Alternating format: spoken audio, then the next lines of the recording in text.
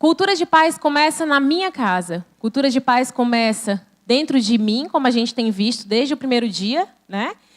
E eu vou levar para dentro da minha casa como uma prática, e a partir disso eu vou estender aquilo que eu tenho vivido dentro da minha casa nos lugares por onde eu posso andar, né? E é um desafio, como a gente tem visto, mas ao mesmo tempo é simples. O que esses projetos nos mostram é que eu não sei por onde começar, eu às vezes acho que não sei como fazer, mas quando eu vejo ideias que começam com 3, 4 pessoas e que tomam uma proporção que é cuidado de Deus com a vida dessas pessoas e com a comunidade em volta, aí eu consigo entender que a minha casa sou eu, os meus, e eu sou casa de Deus. E eu sou casa de Deus que tem que ir para fora, né? Então, a cultura de paz começa em mim, na minha casa, na minha vivência, com aquilo que eu tenho exalado e aí influenciado outras pessoas. E para falar melhor sobre cultura de paz, eu vou chamar aqui para participar desse painel maravilhoso o Nando Velasco.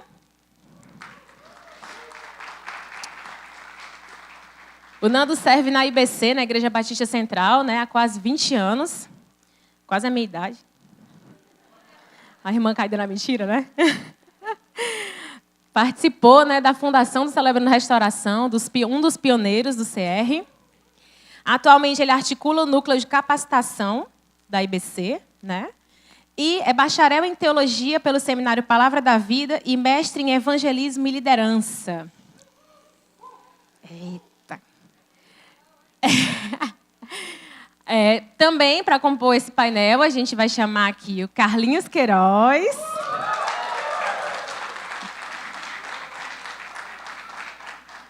Carlinhos é um dos pastores da Igreja de Cristo no Brasil, teólogo, professor, conselheiro, membro efetivo da Faculdade Teológica Latino-Americana, né? Então, ele chuta a bola, corre para defender, apita o jogo, né? E também a gente vai chamar aqui o Bezerra.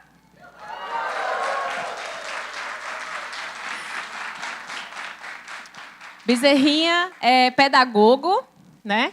Ministro na Igreja Batista Central, coordena o trabalho do CR Cidadania, né? Dentro do sistema prisional, dos centros socioeducativos, é o chefão lá desse trabalho, comprou a briga, né? É o poderoso chefão, né?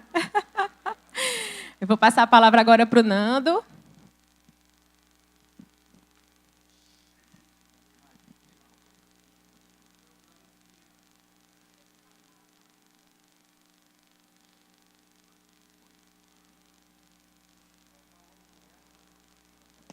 Alô, bom dia, irmãos. Essa é a minha família. Kátia, Isabela e Luiz Felipe. Deus tem me dado a graça de viver um lar em paz. E a família, a gente sabe, é o contexto mais fundamental na constituição daquilo de quem somos e na paz que vivemos ou não. Então, o lar desenhado por Deus é o lugar para a gente aprender a se relacionar, a amar, um lugar seguro onde nós podemos errar, onde podemos ser nós mesmos e aprender a ser aquilo que Deus quer que a gente seja. O lar também pode ser um lugar de profunda dor, profundo sofrimento. O lar, ele acaba sendo o contexto essencial onde a violência é cultivada, é vivida, é experimentada e é propagada. Então, uma pergunta para você: você cultiva a paz ou a violência? É só olhar para a sua família. É só olhar para você, como a gente tem discutido aqui. E no tempo que a gente tem aqui, eu quero apresentar para vocês a comunicação não violenta. E como é que isso pode fortalecer o nosso lar como um ambiente onde nós cultivamos ou a paz ou a violência. Então, talvez a pergunta importante é: você é violento ou não? Você se acha uma pessoa violenta?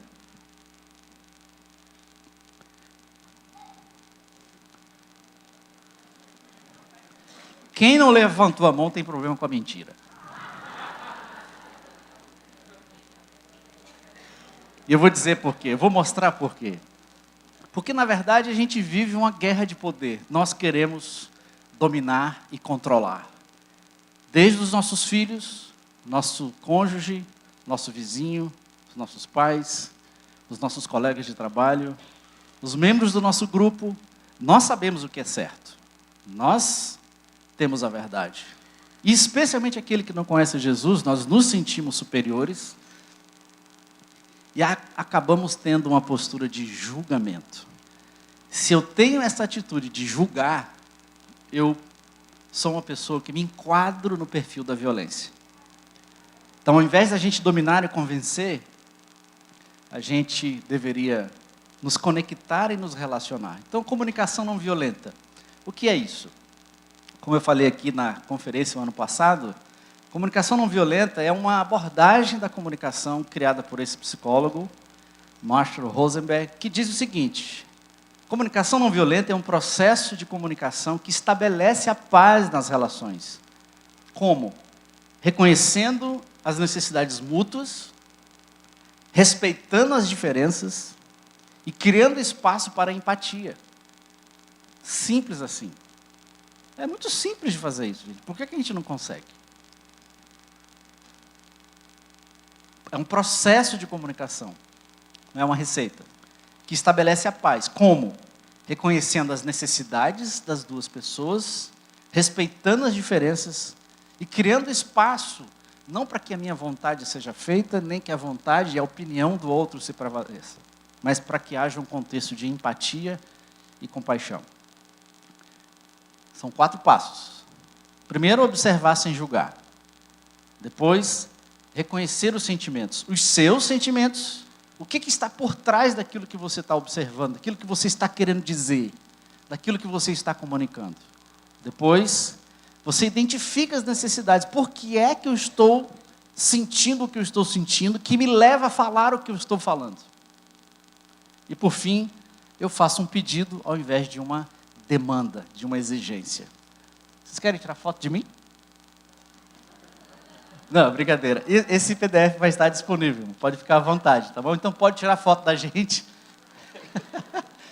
Brincadeira, não incomoda não, só para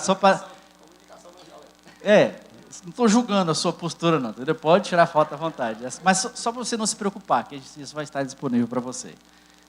Então como é que a gente se comunica de maneira não violenta? Vamos lá, o primeiro, o que é? Observar sem julgar. Depois, sentimentos, coração. Depois, quais são as minhas necessidades? Tem a ver com as minhas entranhas. E por fim, faça um pedido. Não uma demanda, não uma exigência. Vamos lá, rapidinho. Primeiro passo. Você observa a vida sem julgar. Você fala o que você precisa falar, sem avaliar o outro, sem diminuir o outro. Simples, gente, de fazer. Não é? Muito simples. Olha só essas declarações. Você já usou algumas dessas, talvez. Você é extremista de direita. Isso é uma observação ou um julgamento? Você sempre chega atrasado. Você é meio bitolado, né? Você nunca faz as coisas direito. Aquele cara é muito bagunçado. Aquela pessoa é muito chata. Aquele lesado é torcedor do Ceará.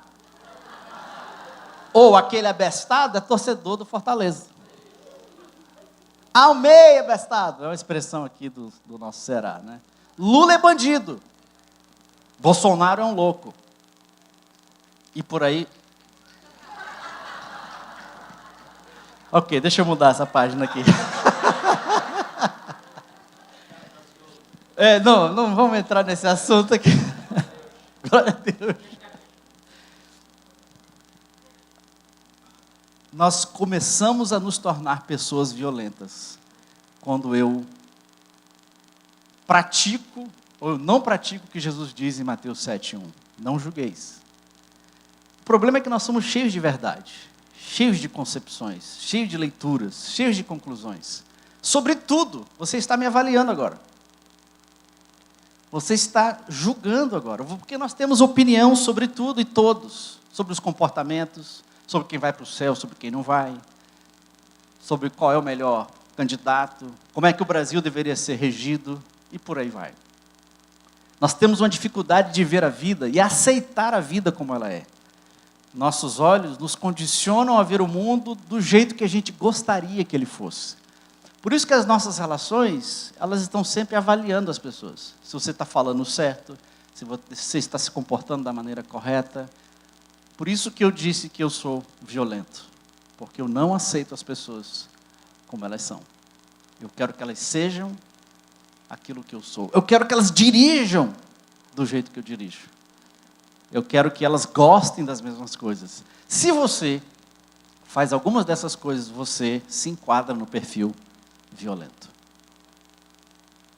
E a coisa piora quando a gente vai para dentro de casa.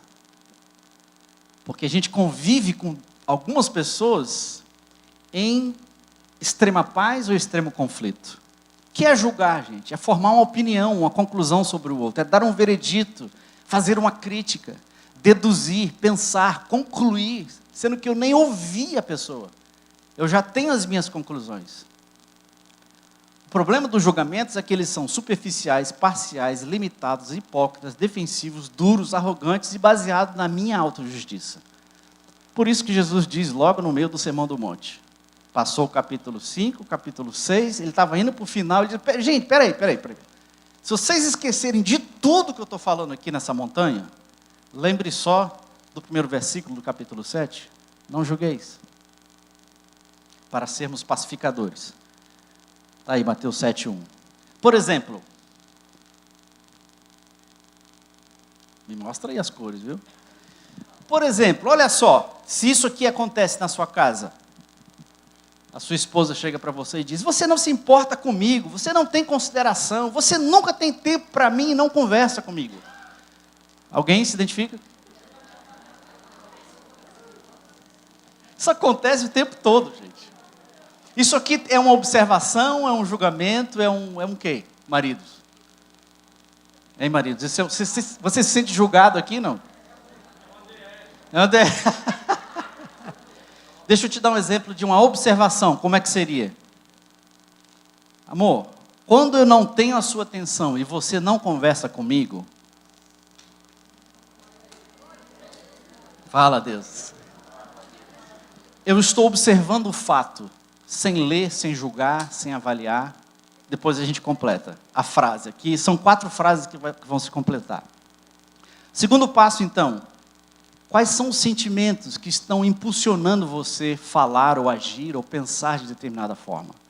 Reconheça os seus sentimentos. A gente tem uma dificuldade enorme, gente, de reconhecer como a gente está se sentindo. Por quê? Porque a gente acha que os nossos sentimentos são, por natureza, pecaminosos. Os nossos sentimentos, irmãos, eles não são nem certos nem errados. Eles só são a nossa expressão e a nossa interação no mundo. Sejam quais forem. É a luz no painel do carro, indicando que tem alguma coisa que está funcionando ou não. Então, eles são a nossa maneira. Por isso, você precisa identificar como é que você está se sentindo naquele momento. Quando uma necessidade sua não é atendida, imediatamente a gente se sente dessa forma. Abatido, amargurado, aflito, angustiado, apático, triste, irado. Você se sente dessa forma. E os sentimentos, irmãos, nós não temos controle sobre eles. A gente simplesmente se sente. Eles fluem de nós. Se você negar, eles vão explodir em outro lugar. Como é que você se sente? Então, olha só a continuação da conversa. Quando eu não tenho a sua atenção e você não conversa comigo, eu me sinto desconectada e sozinha. Esse é o sentimento. Quando você não conversa comigo, amor, eu me sinto desconectado e sozinho. E aí continua, passo 3. Por que é que eu estou me sentindo daquela maneira? É óbvio, né, irmãos, que isso aqui acontece em frações de segundos. Por isso que é um processo, é um treinamento. A nossa comunicação tende a ser violenta porque ela é impulsiva. E ela é baseada no medo. Mas se eu estou seguro no amor, eu vou treinar, respirar e pensar. E ao longo do tempo, eu vou aprender a identificar os meus sentimentos, falar a verdade. Não preciso ter medo deles e jogá-los para cima do outro. Porque quando eu jogo o meu sentimento para cima do outro, eu estou responsabilizando ele pela maneira como eu estou me sentindo. Então, tome posse dos seus sentimentos. Você está se sentindo triste, sozinha, abandonada. E a responsabilidade pela maneira como você está se sentindo é sua, não é do outro. Você que está sentindo, certo? A culpa e a responsabilidade de quem? É sua. Então, por que é que você está se sentindo daquela maneira? Provavelmente alguma necessidade essencial sua está em risco. Quais são as necessidades que a gente compartilha? A grosso modo, fisiológica, segurança, relacionamento, autoestima, realização, espiritualidade e wireless. Antes a gente chegava nas casas e pedia um copo d'água. Hoje a gente pede a senha do wireless.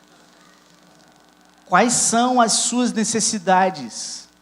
E, gente, é quem nós somos, é quem Deus nos fez ser. E por causa dessas necessidades que estão em risco, a gente se sente de determinada forma e imediatamente a gente joga a responsabilidade para o outro, a fim de que ele supra a nossa necessidade. Então, o grande desafio da comunicação não violenta, irmãos, é você escutar os seus próprios sentimentos e as suas necessidades. E escutar os sentimentos e as necessidades do outro. Como é que você está se sentindo? O que você está precisando? O que é que o outro está sentindo? O que é que ele está precisando? Então será mais fácil reagir de maneira não violenta ao nosso mundo quando a gente assumir a responsabilidade sobre os nossos próprios sentimentos e as nossas próprias necessidades. É você e o seu Deus. Não é o outro. A necessidade que a gente tem de que o mundo seja justo, bom, correto, perfeito, não cabe a nós estabelecer isso.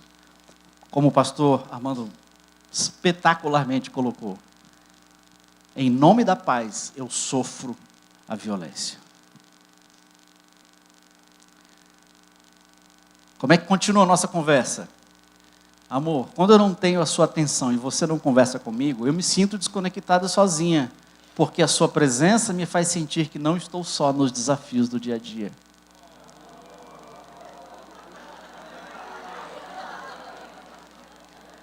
Isso estabelece a paz, não é?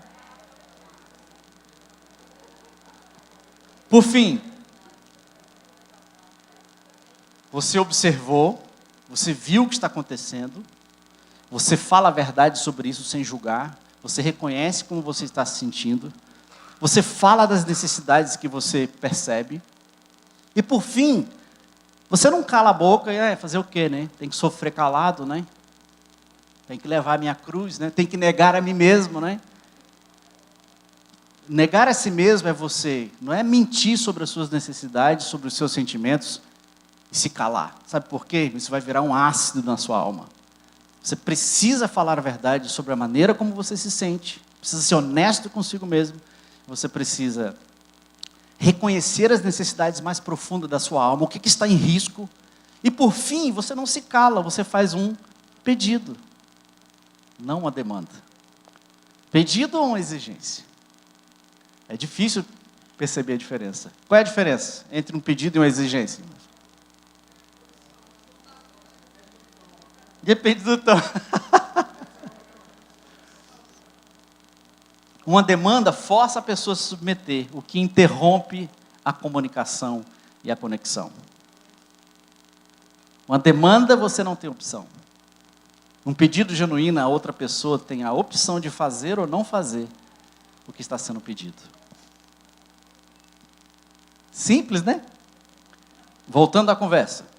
Amor, quando eu não tenho a sua atenção e você não conversa comigo, eu me sinto desconectada e sozinha, porque sua presença me faz sentir que não estou só no dia a dia. Por fim, você não poderia reservar um tempo semanal para a gente sair e conversar? Mas isso é um pedido, viu? Isso é um pedido. Você vai receber ou não? Vai receber ou não? Aí você faz a retaliação mais tarde, né? Resumindo, você observa, você sente, você precisa e você pede. 4 passos da comunicação não violenta. Só que o desafio da disciplina dos filhos, gente? E nós não vamos entrar nesse assunto, é só para te provocar, viu? Você vai punir os seus filhos porque eles erram, eles te frustram. Você vai permitir que eles façam o que eles quiserem. Ou o seu papel é corrigir o comportamento deles? Eu queria sugerir que não é nenhuma coisa nem outra, mas é gerar conexão, inspirar aprendizagem e construir a confiança. Por isso que Deus criou a família, e você vai treinar isso por mais ou menos 20 anos. Eu te falei, menino, é errado bater no seu irmão. Puxa vida, quantas vezes eu vou ter que falar para você parar? Alguém já falou isso, eu já falei diversas vezes. A gente cai nesse processo aqui o tempo todo. Porque a gente está sem tempo, estamos irritados, estamos angustiados, estamos com pressa, e o menino está batendo no outro menino. A gente não percebe o que ele está sentindo, o que ele está precisando, e a gente não pede. A gente manda porque a gente tem poder. E a gente corrige, inclusive usando força. Só que, não, eu não bato nos meus filhos, mas você já foi violento. Quando você abriu a sua boca. Uma melhor maneira. Filho, eu fico triste quando vejo você bater no seu irmão. Fato. Porque eu tenho a necessidade de que as pessoas da nossa família vivam seguras. Necessidade. Vamos combinar uma maneira disso não acontecer mais? Um pedido. Você não pune, não exclui, não retribui, mas você reconcilia. Esse é o desafio, como a gente acabou de ouvir. O desafio da paz é a reconciliação, que é a essência do que significa paz, a reconciliação. E não, tá de castigo, sai para lá, vai pensar no que você fez. Às vezes isso não funciona, porque eu promovo o isolamento, a tristeza, e às vezes o efeito é exatamente o contrário. Mais um exemplo para a gente terminar. Meu Deus do céu, menino, você é muito preguiçoso e nunca arruma o seu quarto. Eu vou falar com o pastor, eu vou falar com seu pai, eu não sei o quê. Ameaça, força, e o menino muda. Piora, né? Uma maneira alternativa. Filho, filha, fico frustrado quando vejo que a sua cama não está arrumada. Fato. Fato e sentimento, né? Porque eu preciso de ajuda para manter a ordem na casa. Necessidade. Você poderia arrumá-la amanhã? Ele vai dizer não. E você continua pedindo. É claro que tem vários desdobramentos aqui, não dá para a gente entrar aqui agora, mas só para dizer, irmãos, que impulsivamente a nossa comunicação ela tende a ser violenta, mas existem maneiras da gente se comunicar sem violência e não perpetuar a violência no nosso lar, que é o ponto essencial, crucial, fundamental, onde a paz ou a violência é cultivada. O alvo superior não é fazer, não é convencer o outro. O alvo superior é se conectar com a outra pessoa de maneira empática. O que é isso? Ouvir sem julgar, expressar sem exigir. 4 passos. Primeiro, observar sem julgar, repita comigo. Reconhecer os sentimentos, identificar as necessidades e fazer um pedido. Vá em paz, irmão.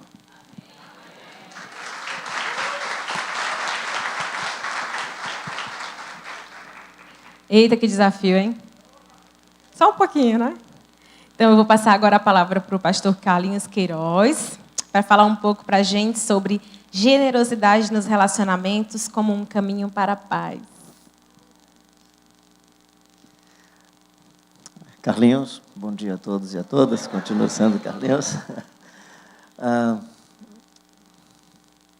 Alguns caminhos para a paz, se a gente não olhar à luz do Jesus Cristo de Nazaré, nós vamos estar falando de controle, dominação, de poderosos sobre não poderosos e não da paz que Jesus Cristo fala. Aliás, Armando foi inspirado e muito abençoado hoje pela manhã. Eu não peguei todo o conteúdo, peguei mais o final, mas é aquele o caminho. O problema da gente, o problema de fato quando a gente fala em paz, é porque se a gente seguir o caminho do Jesus de Nazaré, está todo mundo lascado. Né? Vai para a cruz, se arrebenta e pronto, é isso. Né? É isso.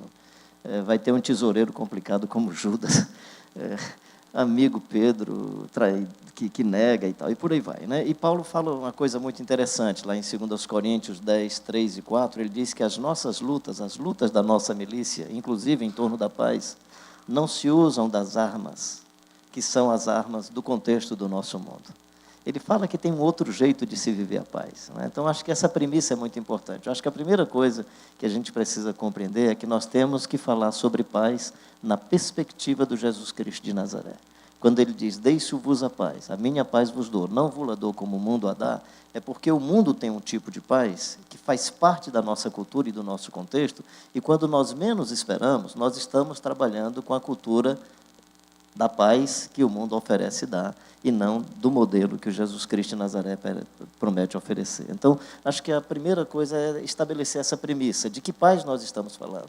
Nós estamos falando de um outro tipo de paz. Nós estamos falando do Verbo que se fez carne, que habitou entre nós, não tinha a maculação do pecado, e como não tinha a maculação do pecado, ele não tinha o prazer de matar, ele não tinha o prazer de ver o outro morrendo. Por isso que ele prefere morrer, porque não gerava nele o prazer de ver o outro morrendo. Ele quer trazer e dar vida, e vida em abundância. Então, imagino, assim, de forma imaginária, eu penso que o que gerava no sentimento, no coração de Jesus, o que dava a Jesus, assim, uma alegria inusitada de ouvir assim, esse é o meu filho em quem eu tenho prazer, é o fato de que Jesus poderia pedir fogo do céu e acabar com toda a cambada, e ele diz, não, eu sou de outro mundo, eu sou de outra realidade, eu sou de outro contexto. O meu reino não é desse mundo, a minha realidade não é a realidade desse mundo. Assim, só como ilustração, e eu fiz isso, honestamente, não foi com arrogância, foi uma percepção. Aquele primeiro momento, Armando vai e convida, Carlinhos, a gente vai fazer uma manifestação em 7 lugares e tal, vai ter no palácio, sabe onde é que eu quis ficar? Eu fiquei imaginando, é Semana Santa, Jesus foi crucificado, começou a levar a chibatada na quinta-feira à noite, a morte foi evidenciada às 3 horas da tarde da sexta-feira. Se fosse em Fortaleza, Jesus e os 2 ladrões teriam que passar pelo IML para fazer o exame de delitos e corpos e tal. Então, eu digo, se Jesus estaria no IML, Armando, eu quero ir para o IML. Vou ficar com o pessoal no IML, porque a luta da paz não está no palácio. As armas do Jesus não é o palácio que vai te dar paz. A gente denuncia o palácio para ele saber que ele está fora do esquema, mas não é ele que vai trazer a paz. Essa paz que nós estamos falando aqui. Essa paz que é outra paz. Por isso que Luther King e esses outros que foram citados aqui hoje, eles estão nesse outro viés da paz. Então, nós estamos nesse outro viés da paz. Como é que se vive a generosidade para que essa paz seja estabelecida e concretizada?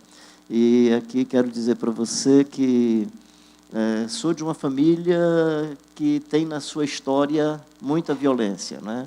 Meu pai se converteu com o meu avô, com um rifle na mão, dizendo, ajoelha todo mundo, porque o pastor mandou todo mundo se ajoelhar, aliás, pediu, se ajoelhou, ele mandou todo mundo se ajoelhar, ninguém se ajoelhou, 2 caras, desculpa se tem alguém do mundo católico, mas eram 2 caras católicos praticantes, que ficaram em pé e disseram, não ajoelho não, que só me ajoelho diante de santo, eu não estou vendo santo, ele pegou o rifle, apontou, não está vendo santo, mas está vendo homem, ajoelha todo mundo. Tem uma irmã aqui, uma pessoa muito querida, Taninha, que conhece a história da minha família, é da mesma região, pessoal aguerrido e violento. Violento na palavra, literalmente brabo, né? Clube de Lutas Fortaleza tinha academia de jiu-jitsu lá do Hélio Gracie, no Rio de Janeiro, e Clube de Lutas de Fortaleza aqui em Fortaleza, que é uma família hoje do Piauí, que o pessoal conhece muito bem, gente que está aqui, que conhece a família do Piauí. São meus primos, professores, então, família que tem esse tipo de linguagem. E o Evangelho chegou para a gente. O Evangelho chegou para a gente, né? Aí tu imagina o cara dar um golpe no colega e ficar lá esperando que o cara... Porque ele não quer machucar, não, cara... Jesus está atrapalhando, eu não posso te machucar, né? Hoje, conversando com um amigo que trabalha, um especialista nesse mundo da segurança, né, e por ser evangélico, fica constrangido se precisar usar uma arma. Cara, tu já pensou? Tem direito, mas o Jesus de Nazaré na vida dele gera constrangimento. Coisa maluca, cara. Só o Evangelho de Jesus. Então, quando a gente está falando de paz, nós estamos falando de outra coisa. Ou nós somos seguidores do Jesus de Nazaré, ou vamos nos inspirar no contexto onde nós estamos. E aí a generosidade tem que se implantar em tudo que é lugar. Aproveitando assim, tu estava falando, é só uma colocação legal, estou falando, eu cochichei aqui com ela, né? Porque ele falou assim, arruma a cama, menina. Eu tive um período lá em casa que não tinha cama para arrumar. Então, como é que fica quando não tem cama, né? Desarma a rede. Só que desarmar a rede é um problema para o velhão que chega e quer o vento balançar. É bom chegar e encontrar a rede armada. Ou seja, só estou tentando colocar essa ideia de que como identificar a possibilidade da singularidade humana, e eu acho que essa é a coisa mais bela da nossa generosidade. Como identificar a singularidade humana para que o outro possa ser desenvolvido de glória em glória até a imagem do Jesus de Nazaré. Essa é a nossa grande tarefa, seja no matrimônio, seja com os nossos filhos, seja na igreja. Por exemplo, o papel do marido é chegar um dia para Deus e dizer: Senhor, está aqui essa senhora aqui, né? O senhor lembra? Eu conheci ela, uma adolescentezinha, menina difícil, insegura, mas, Senhor, eu estou entregando hoje para Ti uma mulher plena, completa, perfeita, santa, sem mácula, nem rúcula, nem defeito, porque eu fui generoso com ela e ela é essa pessoa que é. Já pensou, a esposa está lá, o cara no caixão: Senhor, eu conheci esse menino rei, gostava de futebol, truculento, né? Esse menino é diferente, eu estou te entregando hoje, puro, com suas dificuldades, mas está aí, Senhor, eu consegui pegar essa composição genética e, por causa da graça de Deus e da minha generosidade, eu fui tão generoso ou tão generoso que eles são o que são, né? Com os filhos, com seus amigos e com todas as pessoas, né? Como é que eu fui percebendo? Aqui é só uma coisa testemunhal, você não precisa agir do mesmo jeito. Na minha declaração de missão é seguir ao Jesus Cristo de Nazaré, inspirando e apoiando pessoas e organizações a cumprir a missão que Deus lhes deu. Essa é a minha missão, 2 verbos: inspirar e apoiar pessoas e organizações. E eu tenho meus princípios e valores. Dentro de um dos princípios que eu estabeleci para toda a minha relação com a igreja, com meus amigos, um dos princípios é um princípio de viver em liberdade e amor. Então, meus filhos foram sempre crianças livres para serem crianças.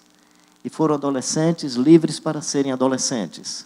E foram sempre muito amados, com todas as minhas limitações, a limitação da Dinha. Minha filha não decidia eu não decidia por ela. Não estou dizendo que você deve fazer assim com o seu filho, por favor, que eu não sei se ele tem a cabeça para isso. Mas quem decidia se ia para o carnaval ou não era minha filha, porque ela era livre.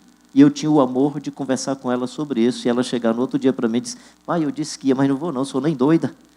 E não ia. Não estou dizendo que o senhor vai fazer a mesma coisa, pode ser que o senhor vá. Então não usa a mesma regra, ou seja, não aproveite o que eu estou... Aproveite isso só como testemunho, não como... assim. Vocês podem até achar um exagero. Eu e a Dinha, nós somos livres. A Dinha não é casada comigo porque eu sou pastor e porque ela tem medo de causar um escândalo se ela quiser se separar. Nem porque depende emocionalmente. O nosso acordo é que ela é casada porque ela me ama e quer viver comigo, e eu também. Ela é livre para encontrar alguém. Se ela não encontra e quer esse cara abestadinho, cara, então é muito amor, cara. Então, assim, é amor e liberdade. Então, nós vivemos o princípio do amor e liberdade a fim de que nessa... E por que isso é generoso? Porque, gente, deixar que o outro decida sobre a sua vida é um ato de generosidade, você sabendo que tem poder sobre o outro. Você sabendo que pode controlar o outro. Então, acho que essa é uma das coisas mais extraordinárias do Evangelho. Conhecereis a verdade vos libertará. E se o Filho de Deus vos libertar, verdadeiramente sereis livres. E se permitir batizado desse amor que vem de Deus. Desse amor que vem de Deus. Então, acho que a generosidade é uma coisa muito intensa. No nosso caso, nós decidimos que a nossa generosidade seria conosco, mas também com os de fora. Então, por conta disso que nós decidimos, por exemplo, cozinha e sala não pertence à nossa família, pertence a quem chegar. Aí, quando os meninos eram menores, já são casados, né? Eu tenho um netinho, é um filho e uma filha, tenho outros filhos que são os filhos do coração, e esses filhos do coração só entravam no espaço deles se fosse uma negociação para o espaço deles, né? Então, essa ideia de que a família, na sua generosidade, abre o espaço para outras pessoas. Lembro do garoto de 13 anos de idade, que eu conversei com ele na antiga Febense, né, num espaço de triagem ali do Olavo Bilac. Eu disse: cara, estou querendo te levar lá para casa. O cara já tinha feito 3, 4 assaltos, né? Depois eu descobri que era mais, só que o pessoal conseguiu pegar só 3. E aí eu disse: eu estou com um sentimento de te levar para casa, mas eu não te garanto que chegando lá em casa a família vai querer que você fique, mas eu quero te levar, você topa, tal. Conversei com o pessoal, falei com a tia e o tio, que eram pessoas que tinham problemas psiquiátricos e tal. Levei o garoto lá para casa, mas ele só ficou em casa depois que os meninos, que a Alvinha tinha cerca de 8 anos, meu filho já tinha 11 anos, depois que eles aceitaram, e a Dinha também aceitou. O cara hoje é casado, tem família, trabalha e tal, uma pessoa legal. Não estou dizendo que você tem que fazer isso, eu estou dizendo que a generosidade tinha que ser com os outros também. E aí começamos a abrir esse espaço de generosidade para outras pessoas. como é que é a minha generosidade na minha relação com a Dinha, não é? Essa semana eu quase que pedia para vocês cancelarem aqui o encontro de casais, que a gente tem uma briga danada, e eu não gosto de dar testemunho nem falar se eu estou com o coração que não está legal. Eu digo, Dinha, vou cancelar. Não faz isso, não. Eu digo, vou cancelar. Não preciso nem expor a gente, não, mas vou cancelar, para você saber que a gente não é um santo, assim, eu me sinto identificado com você. Aliás, se você não briga, eu vou achar legal, né? Mas se briga, eu quero lhe ensinar a reconciliação e a paz do Jesus de Nazaré. Bem assim, mas só para dizer para você que aí há algumas tensões que nós temos. A Dinha é mais caseira, cuida das coisas em casa. Eu sou aquele cara que gosta de pegar enxada, põe os pés na lama, e daqui a pouco chega com a roupa. Aí eu fico chateado, porque quando eu coloco a minha roupa do lado da roupa, que a Dinha coloca a roupa, desculpa aqui expor um pouco da privacidade da gente, a Dinha fica chateada. Aí poxa vida, eu te dou beijo, te agarro, fico em cima de ti, agora minha roupa do lado da tua roupa, tu se chateia. Mas você viu por onde é que você estava andando? Aí eu percebo que na cabeça dela, todo cuidado com o corpo, ser feminino tem muito mais esse cuidado, é que essa roupa deve estar suja de meleca de galinha. Então não estou chateado com você, eu estou chateado com essa roupa que você coloca aqui. E esse símbolo, numa simples roupa, parece que criava uma tensão. Aí eu agora, você pode entrar, se quiser, pode ir lá, você não encontra uma roupa minha pendurada. Eu acho que ela vai ser tipo aquela viúva que não vai ter saudade da roupa do marido, que não vai ver. Aí eu digo, cara, se isso gera paz, eu vou tomar mais cuidado. Aí ela entra de sandália e sai de sandália. Quando eu entro, ela reclama. Mas claro, porque onde é que eu estava andando? Aí eu acostumei, agora toda a vida, minha sandália fica do lado de fora. É um ato de generosidade, né? Mas eu acho que o ato mais generoso nessa relação foi quando eu fui uma vez com ela para o centro, e não sei se é assim com todas as senhoras, mas ela é assim, ela não vai fazer compra, ela vai fazer terapia a partir das compras, né? A cor, o preço, e eu me canso daquele negócio, porque no meu jeito pragmático quanto é? Pega e leva. Não, mas eu quero o mais barato. Não quer o mais barato coisa nenhuma, ela quer ver mais coisas, né? E aí, fui um dia com ela no centro de Fortaleza. Bem, só vou comprar 2 agulhas de crochê. Aí ela desce para comprar 2 agulhas de crochê e eu dou a volta. Solzão quente. E o guarda, moço, aqui não pode estacionar, tá? Vou dar mais uma volta. Tá? Gente, sem brincadeira, deve ter sido uns 30 minutos. Quando ela entrou, eu já estava em guerra, sugerindo armamento. Desculpa, brincadeira. Não leva a sério essa parte, não, por favor. Aí a gente sai na maior confusão, aí me veio na cabeça, caramba, eu saio de casa e a mulher me trata como motorista? Para aqui, vai para ali e tal. Tá bom, me programei. Eu tenho uma boinazinha que é cremezinha, parece assim boina de motorista, né? Aí, bem, eu quero ir ao centro, tal, comprar uns... Ah, tranquilo, tem minha boinazinha amarelinha. Aí... tá. Olha, eu sou seu motorista hoje. Não, eu digo, não, com o maior prazer, filho, eu vou de motorista. Mas, porque motorista, se você diz, para, eu paro. Põe o carro na sombra, eu sou o seu empregado. Não tem problema. Fui de motorista, cara. Legal. Não tive expectativa de que ela comprasse logo. Daqui a pouco ela chega, bem, eu quero comprar esse negócio. Eu digo, caramba, a patroa está tendo um caso com o motorista. Ou seja... Quando eu vou de marido, ela me trata de motorista. Quando eu vou de motorista, eu me sinto num caso com a patroa. Legal demais, cara.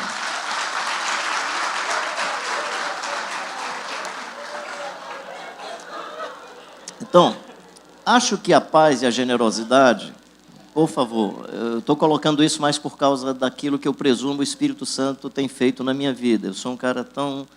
bagunçado mas assim, o que eu acredito é que essa presença do Jesus de Nazaré, essa presença do Espírito Santo, e aí quem sabe vem à luz da criatividade, dependendo da sua elaboração interior, porque se você tem uma irritação, um gesto de repúdio, de julgamento, de avaliação, de censura, e não uma disposição de amar, de cuidar, de proteger, de tornar o ambiente agradável, e quem oferece isso é o Evangelho, enquanto depender de paz, tem de paz com todos os homens, porque com as mulheres isso já está resolvido,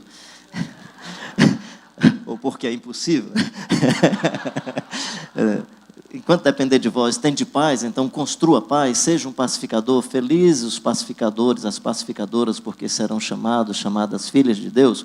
Ou seja, a generosidade, ela é um dos indicadores dessas conexões, não é uma coisa isolada. Ela é fruto do amor, ela é fruto da paz, ela é fruto da presença do Espírito Santo, é o fruto desse paradigma extraordinário e inusitado que é nos confessarmos seguidores e seguidoras do Jesus de Nazaré. Por isso que eu acredito, às vezes, quando você fala sobre as coisas do Evangelho, sobre a proposta de Jesus, eu não fico chateado quando alguém não entende. Quando alguém não entende. Foi assim também. Vendo Jesus, as multidões, subiu ao monte e, como se assentasse, aproximaram-se os seus discípulos e ele passou a ensiná-los. Os discípulos vão entender. Quem é seguidor de Jesus entende. Então, se nós não nos colocarmos de maneira prática, como seguidores e seguidoras do Jesus de Nazaré, outras armas e outras milícias, que não são as milícias de Deus, que não têm a ver com as categorias do Evangelho, pode estar influenciando a nossa vida e todo o nosso comportamento na família, nas relações na igreja, nas relações de trabalho, em qualquer outro ambiente. Então, a generosidade é, nesse sentido, uma manifestação desses vários frutos do Evangelho, vários frutos do Espírito Santo, vários frutos do Espírito que se manifestam na vida. E a gente vai vivendo a vida com graça, com ternura e sob a bênção de Deus. Na questão dos filhos, é uma dificuldade também, porque cada um tem a sua singularidade. Meu pai, lá em casa, meu pai ficou viúvo, casou segunda vez, eram 17 filhos, faleceram 3 logo cedo, ficaram 14, né? E aí, pastor Queiroz, como é que o senhor cria 14 filhos e tudo é diferente? Ele diz, exatamente porque cada um é diferente. Não é? É o mesmo pai, a mesma família, mas cada um tem uma peculiaridade. Identificar essa peculiaridade para que a gente possa desenvolver a composição genética da melhor forma possível, ou seja, cada ser humano é uma única, esse é um pensamento do Anselmo Green, que é um pensador alemão. Cada ser humano é uma única e peculiar comunicação de Deus para a sua geração.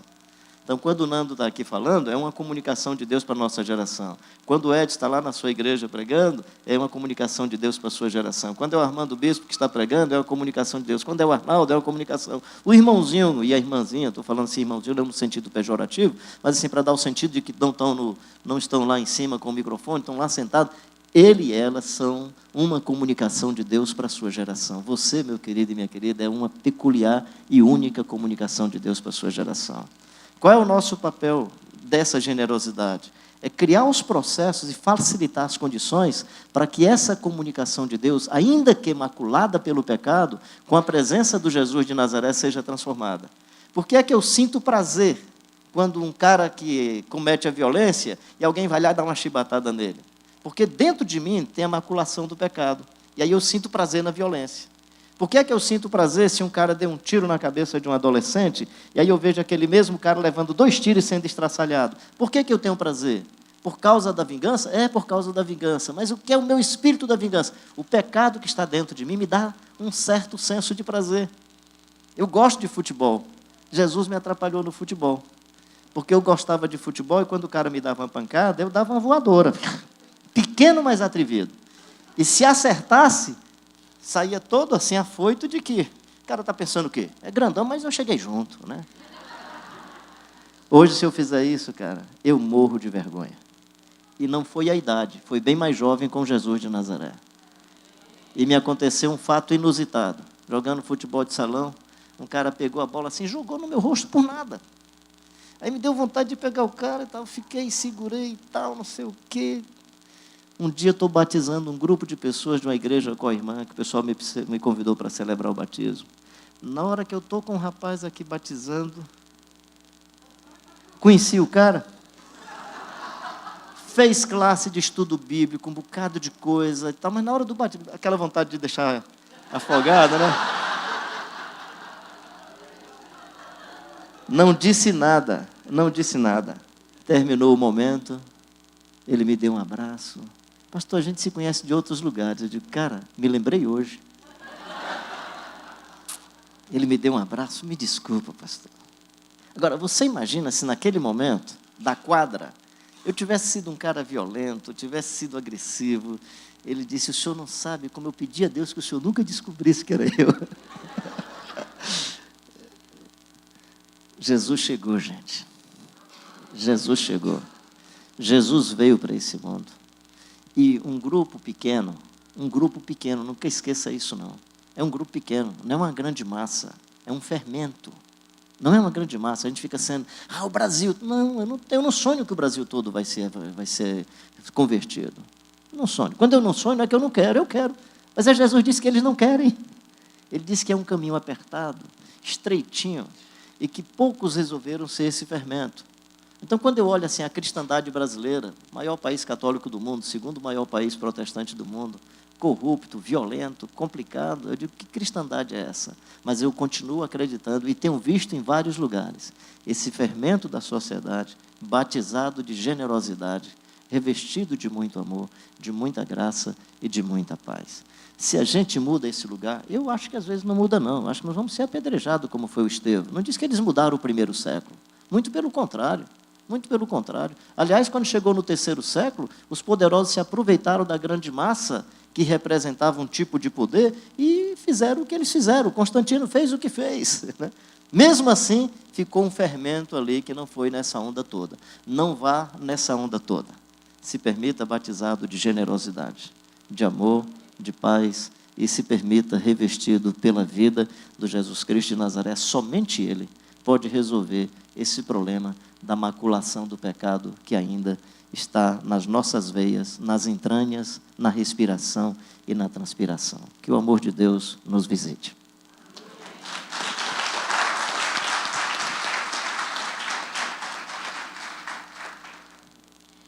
Eita! Eu ouvindo agora o Carlinhos, me lembrando da oração da serenidade, né? Serenidade para aceitar aquilo que eu não posso mudar e a coragem para mudar o que for possível, né? Isso também diz respeito a como eu lido com o outro, como eu enxergo o outro, que às vezes eu quero impor a minha vontade, né? E a generosidade tem a ver com eu abrir mão de mim em detrimento do próximo, né? E falando um pouco sobre isso, continuando, né? Agora eu vou passar para o Bezerra, que vai falar um pouco para a gente sobre um tema que a gente colocou: encontrando paz em um ambiente de conflitos. Olá, eu sou Bezerra, sou um discípulo amado de Jesus em processo contínuo de restauração, luto aí em muitas áreas, luto com a depressão, luto com a baixa autoestima, luto com o medo de falar em público. O pessoal diz, que história é essa, cara? Mas eu luto, vocês souberem como eu estou tremendo aqui, luto com o complexo de inferioridade, e aí quando me disseram que eu estava nesse painel, eu disse, estou ferrado. Carlinhos Queiroz, Nando e a Gleice do meu lado, estou frito. E agora? Só que lá atrás, eu dava uma de Jonas mesmo. Cara, se tinha um desafio, era para o sul, eu corria para o norte. E que eu tenho aprendido, em meio aos conflitos meus, cara, eu preciso encarar o problema. Eu preciso bater de frente com ele. E aí, só por hoje estou aqui, só por hoje poder compartilhar um pouquinho com vocês, trazendo para esse contexto familiar. Sou casado com a Samira, já há 27 anos.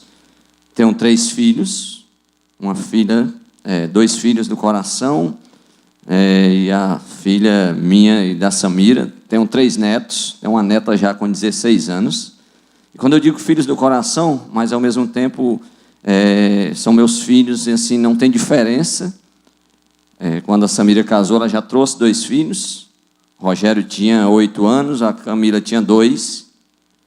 E eu decidi que eu estava recebendo ali, era um pacote, mas era um pacote completo, e eu sabia que os filhos iam crescer, e eu não sabia o que vinha com o crescimento dos filhos.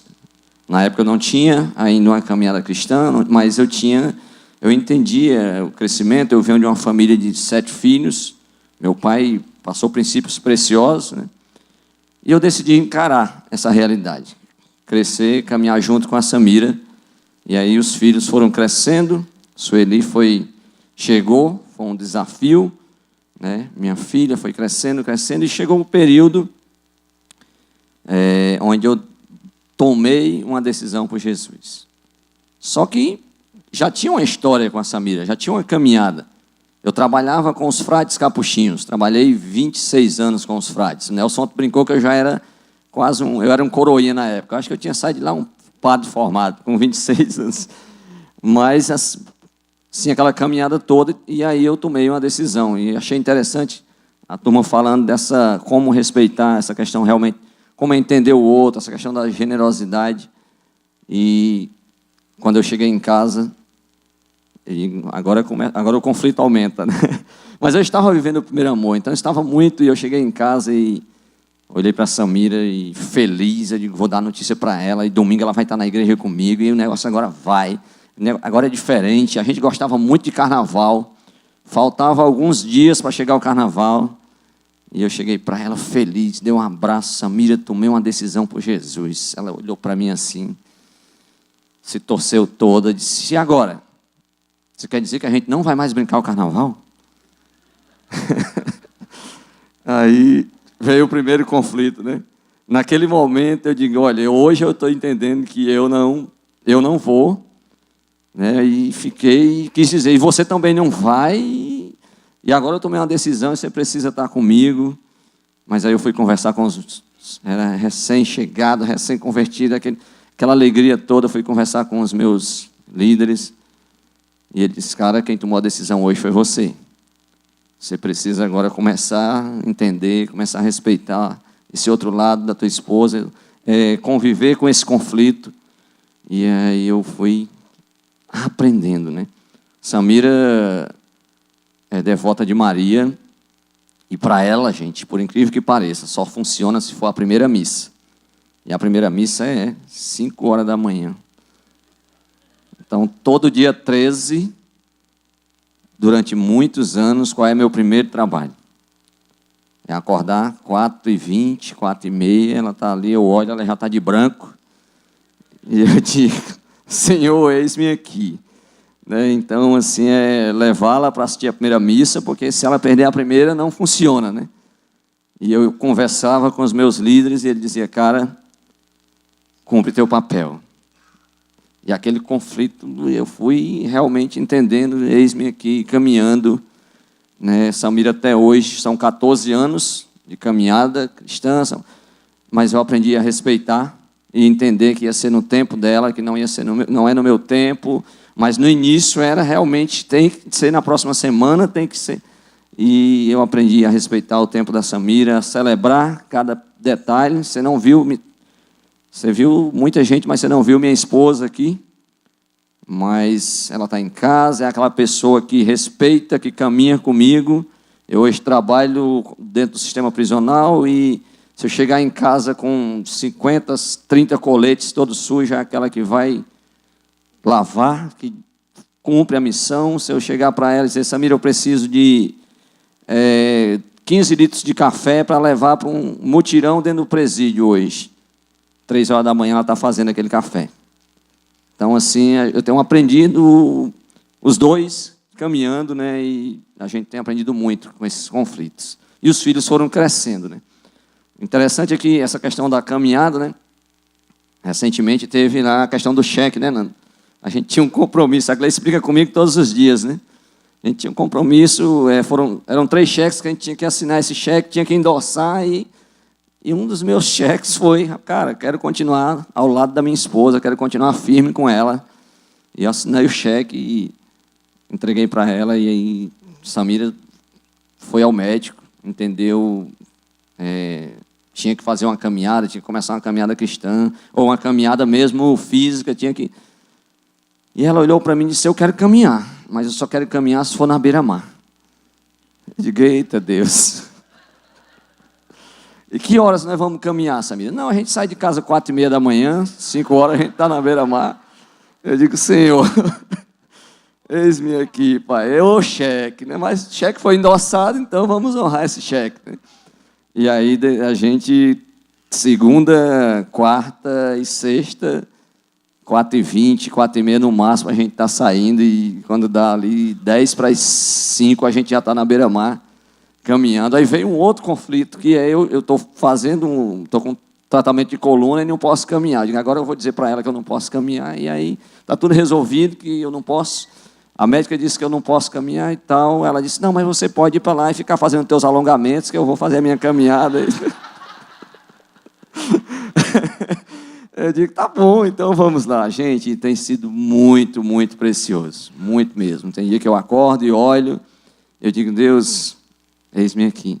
E a gente, é o tempo que a gente tem para conversar, a gente vai conversando, volta, ela faz a caminhada dela, chega no horário, quando eu programei, quando ela chega, eu estou na última sessão de alongamento, para não esperar.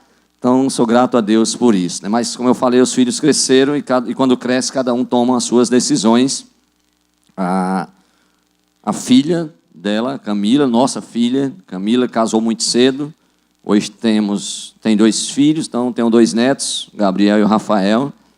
E o Rogério também se envolveu muito cedo, com 15 anos já era pai. Com 17 anos foi para as drogas, foi para o tráfico, e foram muitos anos, né? E aí, mais uma vez, os conflitos só aceleram, só aumentam dentro da família. Eu não tinha uma caminhada ainda de CR, eu não conhecia essa história, e veio o dedão, veio o julgamento, veio toda, né, de querer julgar, de querer dizer aquelas palavrinhas pesadas com ele, de ver a mãe definhando, de ver a mãe trocando, me trocando. Eu usava essa expressão, Samira está me trocando pelo Rogério, Samira está me deixando, né, de ver a mãe sair de madrugada para ir atrás dele numa bocada, para ir atrás dele num forró, e eu não queria ajudá-la, eu não só julgava, porque eu nunca tinha feito nada, porque eu era aquele marido exemplar, porque eu estava dentro de casa, porque eu estava e não... E aí Deus me traz para o CR, Deus me faz passar por uma tremenda depressão, né? Então, um período pesado aí de 3 anos, né? Culminou em tentar tirar a vida, e chego no Celebrando, Deus me traz, e eu conheço esse outro lado. Eu vou aprender a lidar com mães que têm filhos também usuários, com pais que têm filhos também usuários, né? Então, o primeiro momento ali, cheguei, comecei a tratar a minha luta, sou grato a Deus por cada pessoa do CR que está aqui hoje, que passou pela minha vida. Sou grato a Deus por cada um, e comecei a caminhar, né, e começar a entender a luta da Samira, começar a entender a codependência, começar a entender realmente o que passava, para ver ela definhando. Rogério se envolveu com o tráfico, Rogério foi preso, e nesse período, antes dele ser preso, um pouquinho, veio o desafio de vir tempo integral para a IBC, de vir cuidar dos trabalhos dentro do sistema prisional. Agora, imagine um cara que tinha medo de passar até na porta de delegacia, né? E quando o Nelson me fez o desafio, eu nunca esqueço onde foi, como foi na IBC.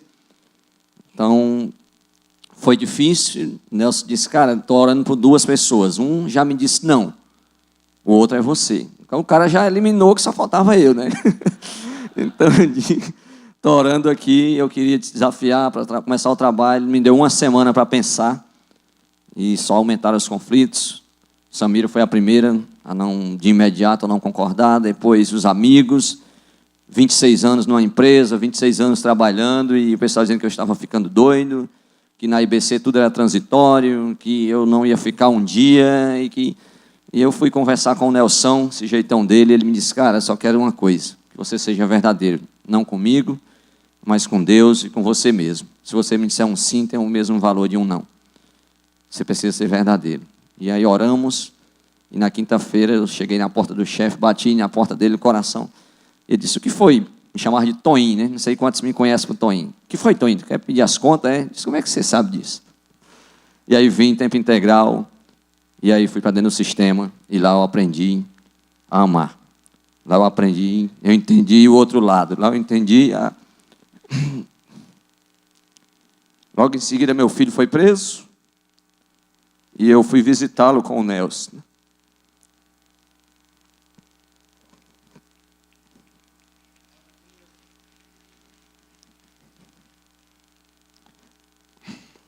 Desculpa.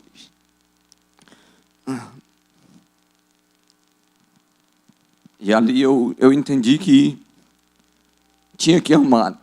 E eu cheguei para ele e disse o seguinte, quando ele saiu, disse, cara, eu não concordo com nada que você faz. Não concordo. Mas eu quero respeitar a tua decisão. Eu quero te amar quero continuar te amando. E ele foi para o tráfico. E eu fui cuidar de outros. E às vezes vinha a cobrança. Como é que eu consigo? Deus me usa para tirar pessoas das drogas, Deus, e não usa e não acontece com o meu filho. Mas eu fui amado, cuidado por essa igreja e aprendendo o que é no tempo de Deus. Então, foram dos 17 aos 33 anos, eu vendo minha esposa definhando, eu me colocando no lugar dela, eu passei a aprender junto, né? Viver o conflito junto. Foram 8 meses de cadeia, foram 8 meses vendo minha esposa definhando. E ela não entende o processo, ela não caminha, ela não, até hoje não vem, não, né? Ela é aquela que dá o remédio, diz que o remédio é bom, que funcionou, mas eu continuo aqui respeitando, e para a honra e glória de Deus, não minha. Hoje o Rogério está com, eu acho que, eu sou ruim de data, 1 ano e 8 meses fora do tráfico.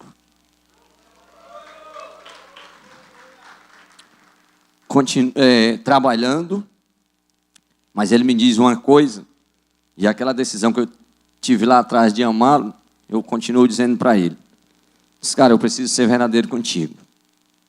Deixei o tráfico, mas eu não deixei ainda a minha droga de preferência. Estou trabalhando, mas não deixei minha droga de preferência. Eu abracei, disse: cara, eu prefiro que você seja verdadeiro comigo, eu preciso que você continue, prefiro que você continue dizendo que eu creio. Não disse isso para ele, mas eu digo para vocês, eu creio que assim como eu estou vendo ele fora do tráfico, eu vou vê-lo fora da droga de preferência também. Mas no tempo certo. Mas, gente, os conflitos terminaram aí? Não. A família continua e as marcas vêm. O Rogério está fora do tráfico, mas ele viveu durante muitos anos. E agora, no segundo jogo do Brasil, eu assisti o segundo jogo com toda a família, vibramos muito, celebramos muito, mas logo após o jogo eu tinha um trabalho dentro do sistema prisional.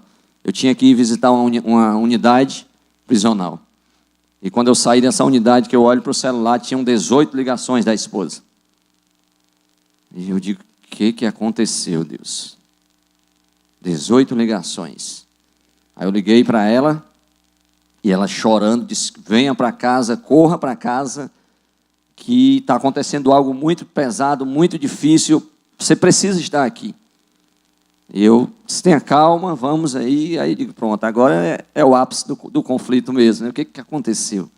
Quando eu cheguei em casa, uma das cenas mais fortes foi ver minha neta de 16 anos saindo num Uber, sem mala, sem nada, já indo embora. E ela dizendo: nós precisamos sair em questão de minutos, não podemos ficar. E aí vem todo aquele, né, ela potencializou demais, né? Demais mesmo. Então, olha, temos que sair, estamos sendo todos vigiados, tem gente nos vigiando de todo canto. Porque aconteceu um lance. O Rogério fazia parte de uma organização. E aconteceu um lance onde a outra organização associou esse ato que aconteceu naquele momento à organização que ele fazia parte. E aí veio a represária, onde vamos agora eliminar todos os membros, todos os familiares de pessoas dessa organização. E aí minha esposa estava daquele jeito, e eu lembro de: e agora, Deus? E agora, Deus? Aí vem, durante muitas vezes eu falo, né? Eu estava pensando ali, pastor Armando, faltava uma frase, o pastor Armando colocou aqui, de Deus, realmente eu estou disposto a encarar. Realmente eu preciso, para encarar eu preciso passar, né, por tudo isso. E quantas vezes eu falo: no mundo tereis aflições, mas tem de bom ânimo, eu venci. E eu digo: Deus, eu falo tanto isso, né? E agora estou vivendo. Aí peguei, botei no carro. Não, mas não podemos levar mala, não podemos levar nada. Botei no carro e eu tinha que liderar o CR à noite.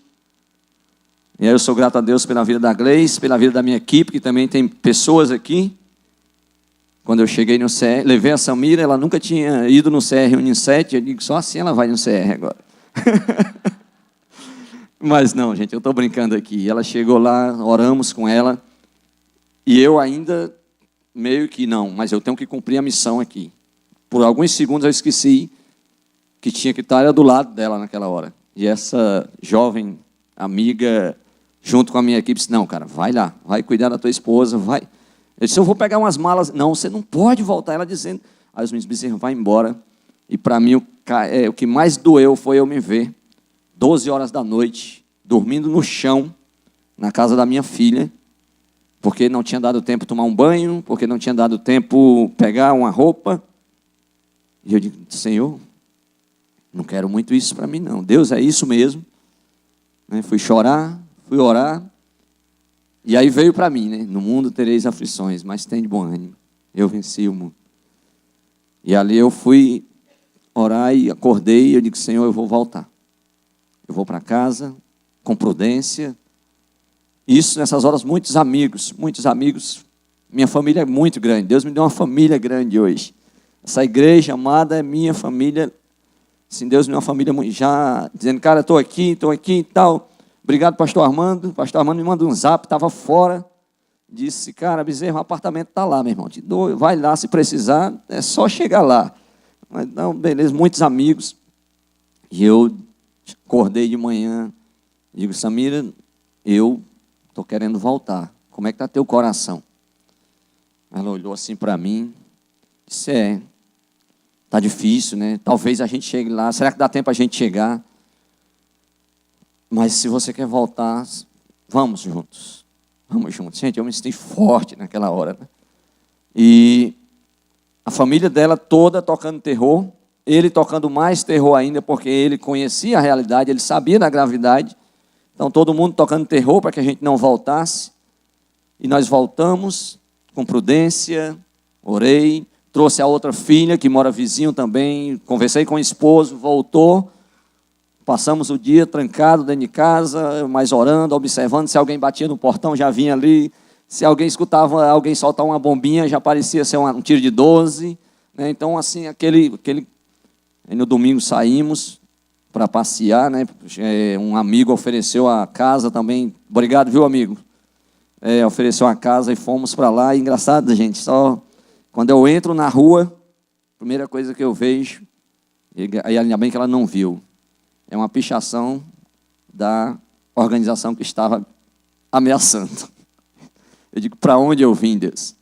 Quando eu chego na casa, meu amigo, eu disse isso para ele depois, ele tinha feito um cimento, o cimento ficou verdinho lá, ele foi embora. Quando eu olho para o chão, uma outra pichação da organização a qual o meu fazia parte.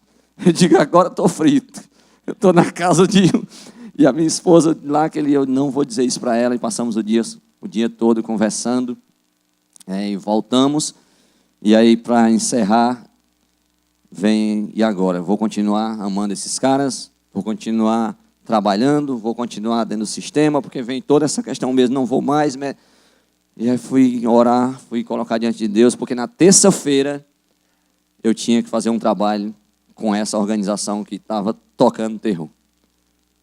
Eu trabalho com eles na terça-feira. E a primeira, cara, não vou. Mas fui colocar diante de Deus. E na terça-feira chamei o Osmar, chamei a minha equipe e fomos. E quando cheguei naquela unidade, eu esqueci tudo o que estava acontecendo. Esqueci quem eram aqueles caras. Não é porque eu sou bonzinho, não é porque... Mas Deus me fez amar do mesmo jeito, Deus me fez abraçar aqueles caras, Deus me fez dizer e entender que era possível eles mudarem, que era possível. Então, sou grato a Deus. E hoje, posso dizer que a minha neta já voltou, já está estudando, que a gente tinha o medo dela não voltar mais a estudar.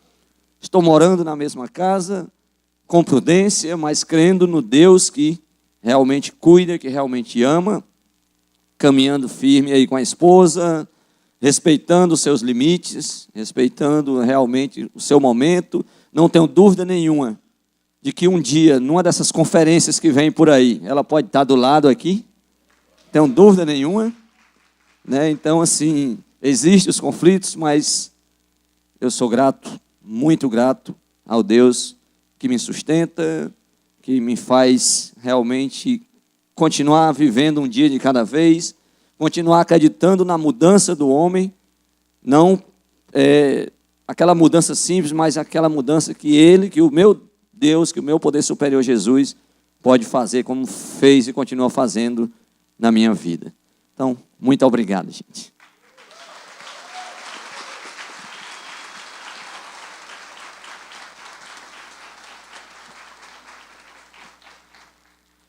Então, né? Que forte. Uma das coisas que sempre acontece quando a gente faz esse trabalho no sistema prisional, eu também faço, mas nas unidades femininas, né? Em alguns centros socioeducativos também, uma das coisas que a gente escuta muito, né? Vocês estão indo enxugar gelo, né? Chega lá na próxima semana, tá do mesmo jeito, né? E assim, a gente entende, eu entendo que nós somos semeadores. Eu vou jogar a semente, né? Independente de o que vai acontecer com aquela semente, isso daí é provisão de Deus. E o Bezerra falando agora, eu queria encerrar esse painel com uma passagem bíblica, que diz assim, em 2 Coríntios 4, a partir do 16 até o 18. Por isso não desanimamos. Embora exteriormente estejamos a desgastar-nos, interiormente estamos sendo renovados dia após dia, pois os nossos sofrimentos leves e momentâneos estão produzindo para nós uma glória eterna que pesa muito mais do que todos eles. Assim, fixamos os olhos não naquilo que se vê, mas no que não se vê, pois o que se vê é transitório, mas o que não se vê é eterno. Então, tudo aquilo que nós estamos passando aqui é para além do que nós estamos vivendo aqui. Nós estamos plantando sementes para a eternidade. Obrigada.